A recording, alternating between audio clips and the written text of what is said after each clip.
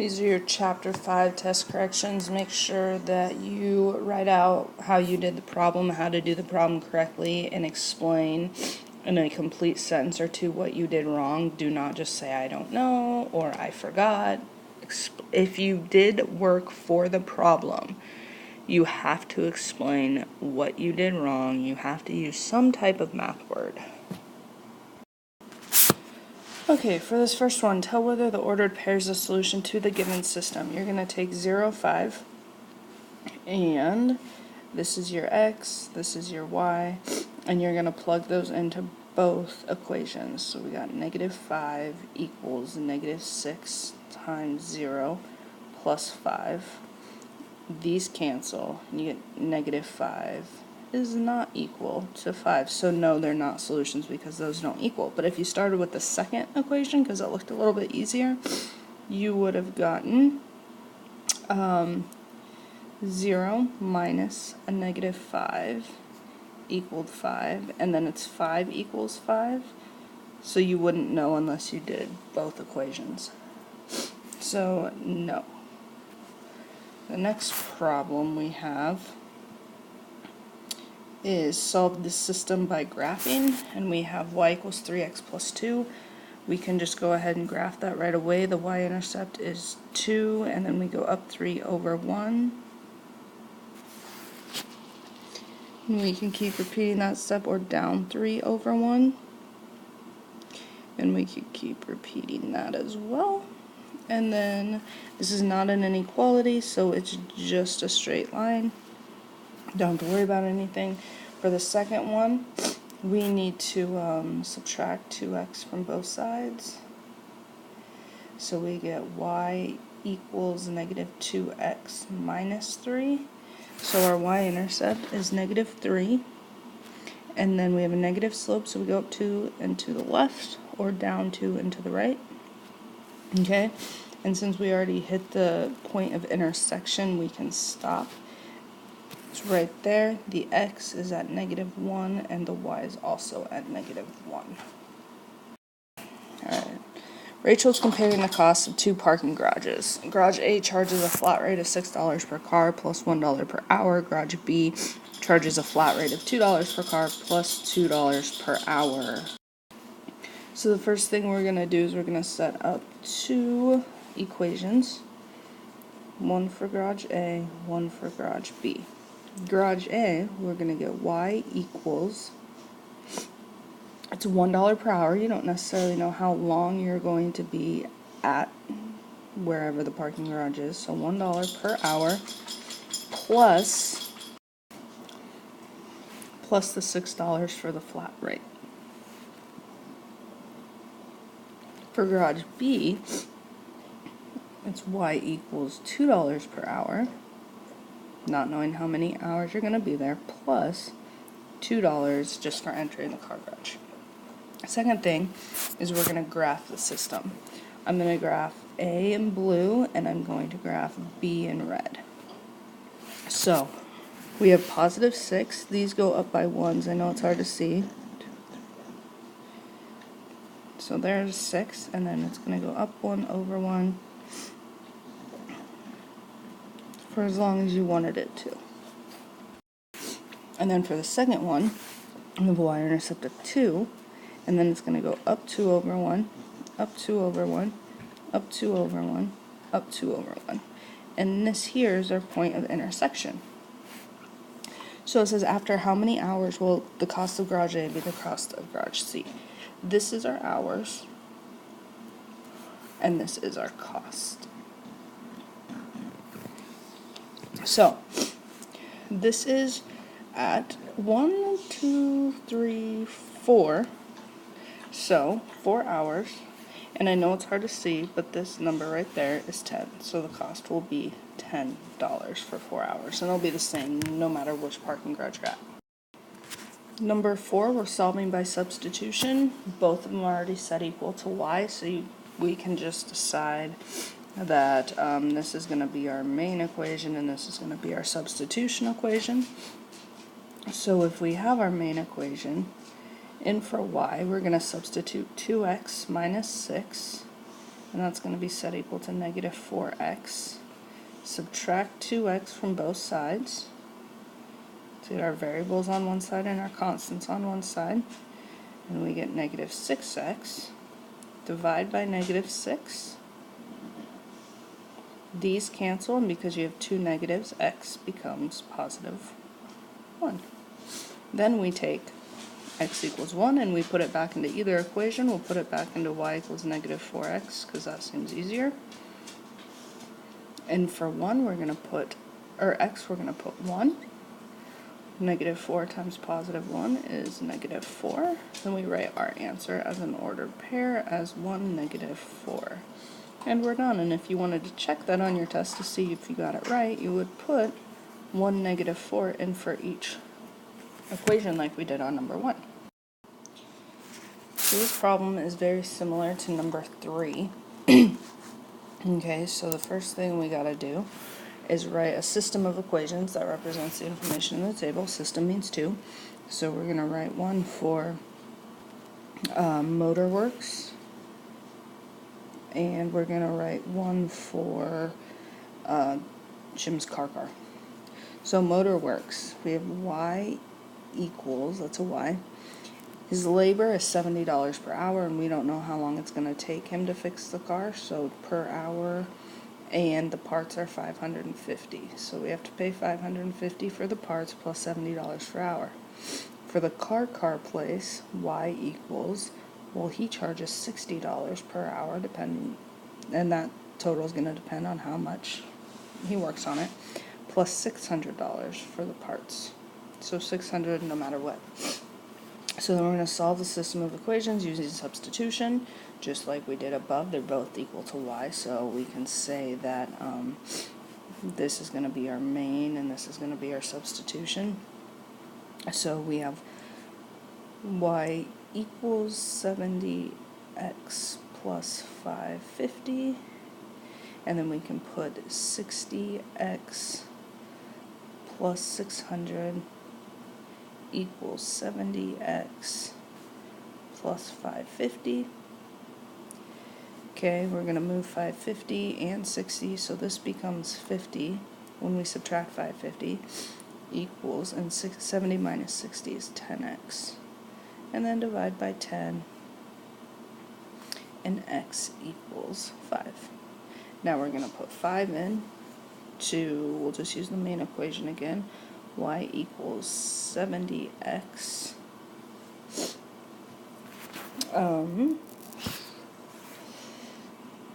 plus 550,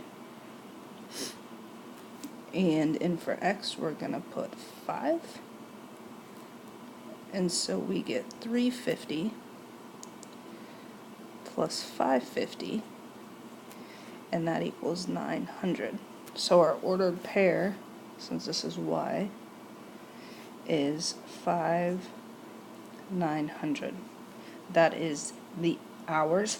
5 hours is going to be $900. So that's how we would read that.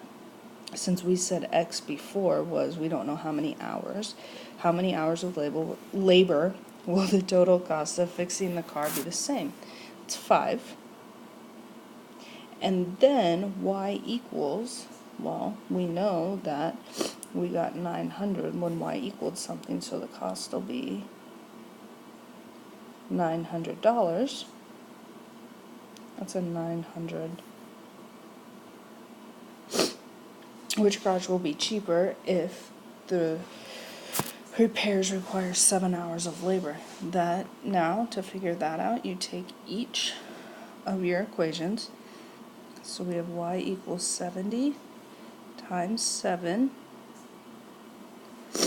plus 550, because x is our hours, and then y equals 60 times 7 plus 600. So we get 490 plus 550, which is 1,040. And remember that went along with Motorworks, because it's this equation. And then this went along. For car, you got 420 plus 600, which is 1,020. So car is going to be cheaper for 7 hours of labor.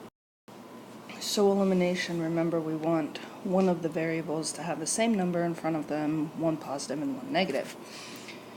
Your x's have a 2 in front of them, but you need one to be negative, so we're going to multiply one of those by -1, so we'll just multiply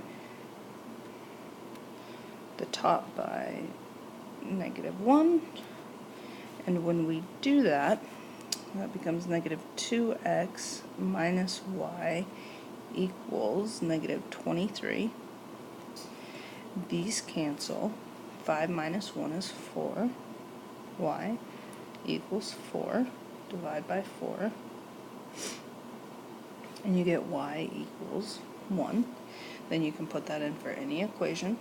So we'll use 2x plus y equals 23. 2x plus 1 equals 23. Minus 1 from both sides, and we get 2x equals 22. Divide each side by 2, and x equals 11, so we have 11 for x and 1 for y. So on this one, you can solve it using any method, and since you already have y equals -4x, that is already considered a substitution equation. So I would say substitution would be the easier way to go, and then this is your main equation. So you have 3x plus y equals 2, and then in for y you're going to put -4x. 3x minus 4x is -1x equals 2. Divide each side by -1, and x equals -2. And then you can easily put that into y equals -4x, and then for x put -2, and y equals 8. And then you write your ordered pair, -2, +8. Again, you can solve using any system, and again, it's both y equals, so it's just easier to do substitution. And we can say that this is our main, and this is our substitution equation. So we have y equals 1/4 x minus 3, and then we're going to put this in for y. So we have 1/4 x plus 5 equals 1/4 x minus 3. And if we subtract 1/4 x from both sides, because we want to get our x's together, these both cancel out, leaving us with 5 equals -3, and it does not equal -3, so there is no solution. Plus, if you look, they both have the same slope, so they're going to run parallel to each other, which means there's no solution.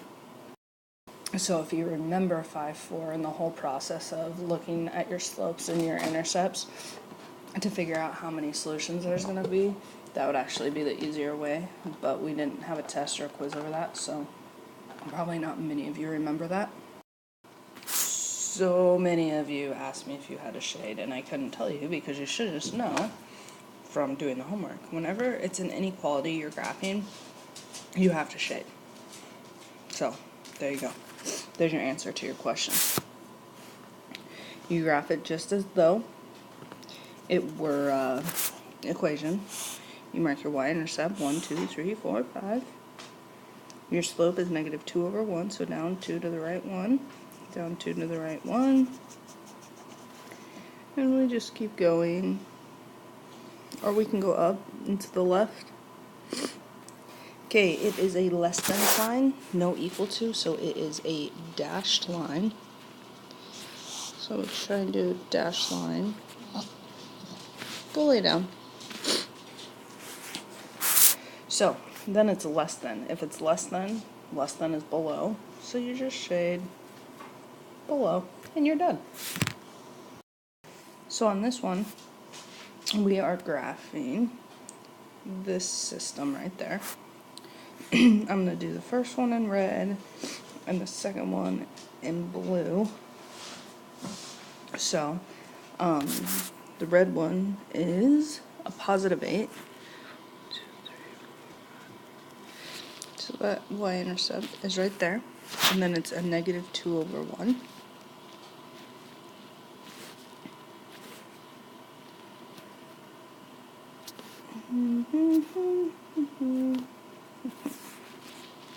Okay, and it's less than or equal to, so it's a solid line.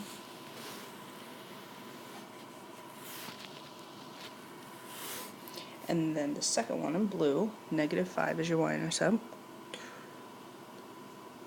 Actually, let's shade first so we don't get confused. No, let's graph, then we'll shade. Okay, so 1, 2, 3, 4, 5. There's our y-intercept. And it's positive 3, so we go up 3 over 1, up 3 over 1, 3 over 1. Or we can go down 3 over 1. It's just greater than, so it's a dashed line.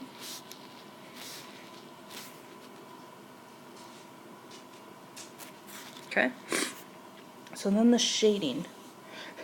We have y is less than or equal to negative 2x plus 8 in red. So less than means we shade below. Okay, and then for the other one, we have y is greater than 3x minus 5, and greater than means we shade above. So I'm going to outline in green. This is kind of like where our solutions lie, because that is where we have intersected overlapping shading. So then it asks for the following. They want to know, is 0, 4 a solution, 1, 5 a solution, and 2, 0 a solution. So let's look at 0, 4 first. 0, 4, I'm going to mark this in yellow, is 1, 2. Yes. It's in the overlap shading. 1, 5. 1, 2, 3, 4. Yes, again. It's in the shaded overlap. And 2, 0. 2, 0 is not, because it falls along the dashed line. Now, if that line was solid, it would be yes, but since it's dashed, it means it does not include the points on the line. So,